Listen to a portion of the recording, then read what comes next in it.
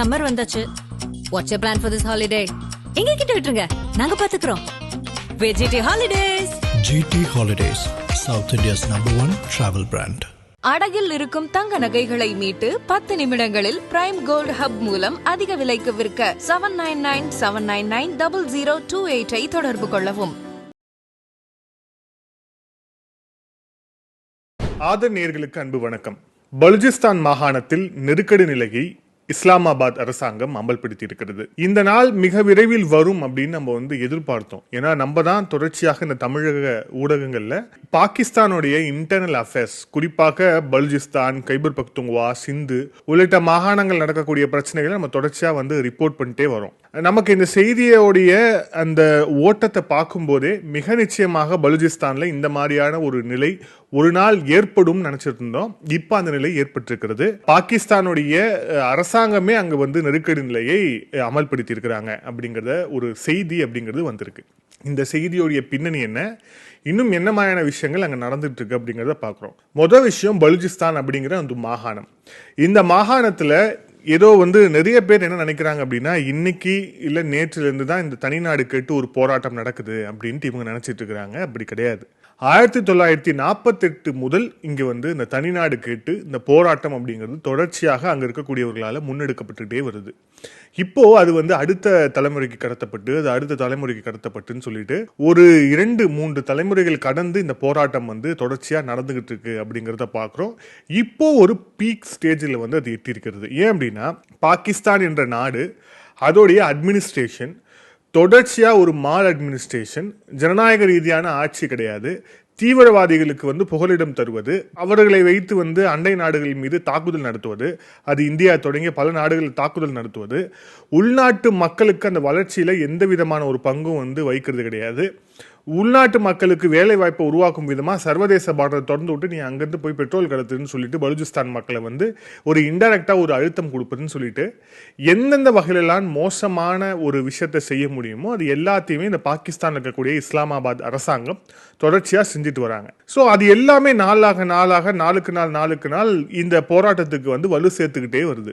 இது ஆட்டோமேட்டிக்கா அது எங்க போகுது அப்படின்னா, மக்களுடைய ஆதரவை பெறுது. இப்ப நம்ம இன்னைக்கு சுச்சுவேஷனுக்கு வந்துருவோம்.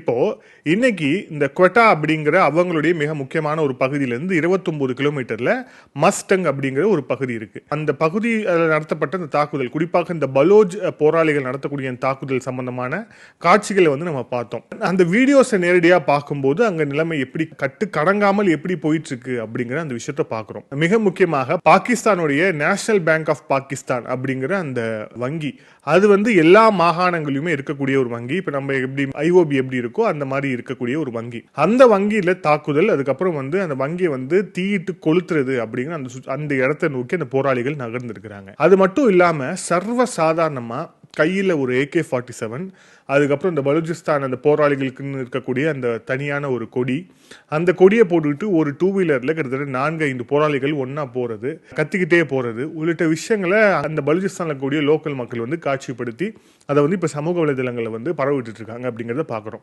அதே மாதிரி அந்த விஷுவல்ல இருக்கக்கூடிய இன்னொரு அன்யூஷுவலான விஷயம் என்ன அப்படின்னா, அந்த போராளிகளுக்கு மக்களை கண்டு பயம் இல்லை, மக்களுக்கு போராளிகளை கண்டு பயம் இல்லை. அப்படின்னா என்ன அர்த்தம் அப்படின்னா, பாகிஸ்தானுடைய அந்த ராணுவம் அதை பார்த்து பயப்படக்கூடிய பலுஜ் மக்கள் இவங்களை பார்த்து எந்த விதமான ஒரு பயமும் கொள்றது கிடையாது. ஏன் அப்படின்னா, அவங்க இந்த பலுஜிஸ்தான் போராளிகள் நமக்காக போராடுறாங்க அப்படிங்கிற ஒரு எண்ணம் பலுஜிஸ்தான் அந்த மக்களுடைய மனசுல ஆழமா இறங்கிடுச்சு அப்படிங்கிறத பாக்குறோம்.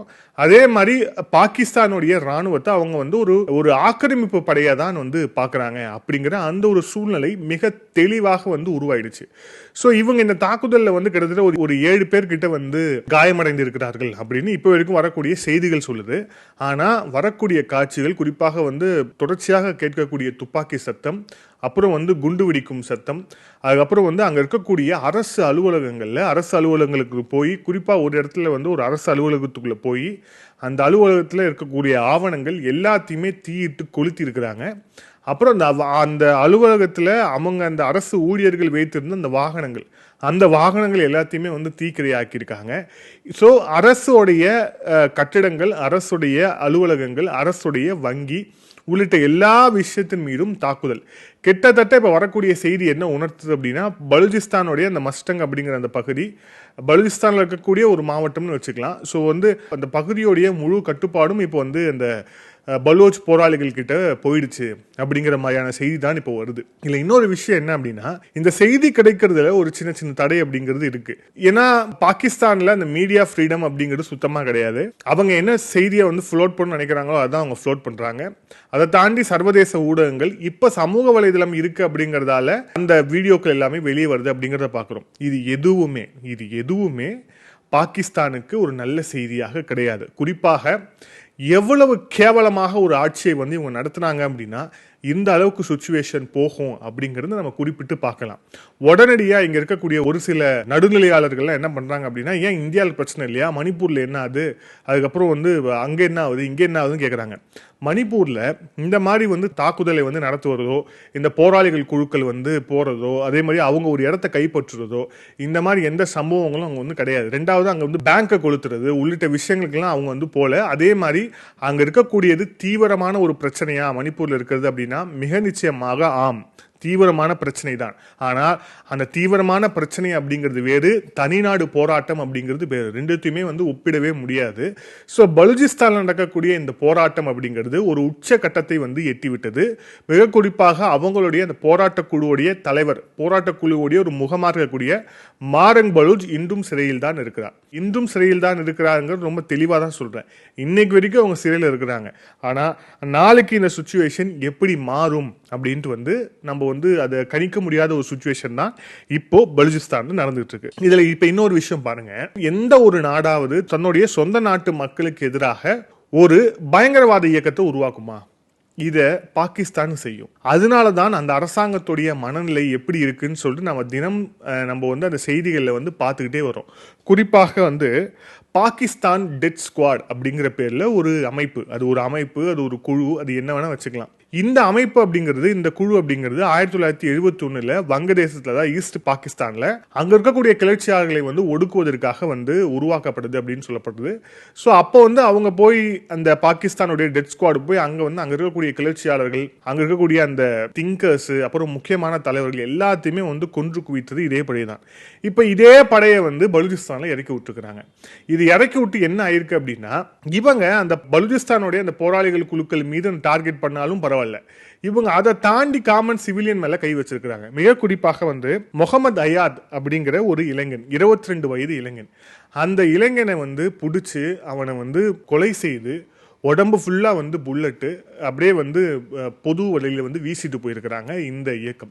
இது பாகிஸ்தானுடைய இஸ்லாமாபாத் அரசாங்கத்தால உருவாக்கப்பட்ட அந்த பலுச்சிஸ்தான்ல இருக்கக்கூடிய பிரச்சனையை வந்து நம்மளால கட்டுப்படுத்த முடியல அப்படிங்கிற அந்த ஒரு இயலாமையின் காரணமாக உருவாக்கப்பட்ட இயக்கம்.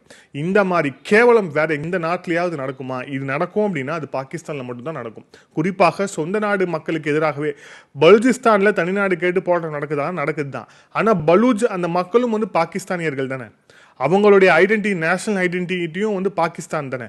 ஆனா அந்த ஒரு சின்ன ஒரு கன்சர்ன் கூட இல்லாம, அவனும் நம்ம நாட்டுடைய குடிமகன் தானே அப்படிங்கிற அந்த ஒரு சின்ன எண்ணம் கூட இல்லாம இந்த மாதிரியான வேலையில பாகிஸ்தான் இறங்கிருக்கு.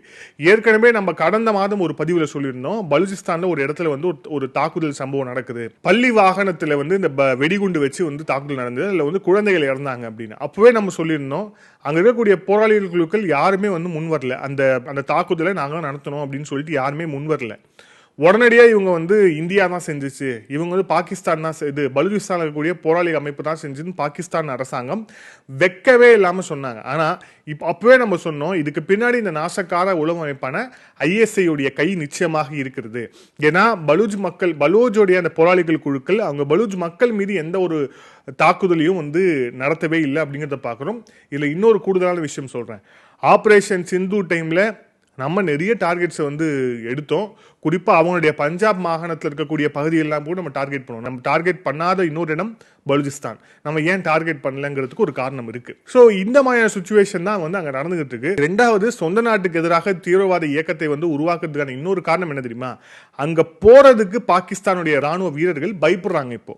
இது நம்ம முன்னாடி காணொலியிலே வந்து சொல்லியிருந்தோம். அந்த குறிப்பா பலுச்சிஸ்தான்ல இருக்கக்கூடிய அங்கேயும் வந்து ஒரு ராணுவ அந்த மையம் பேஸ் அப்படிங்கிறது இருக்கு.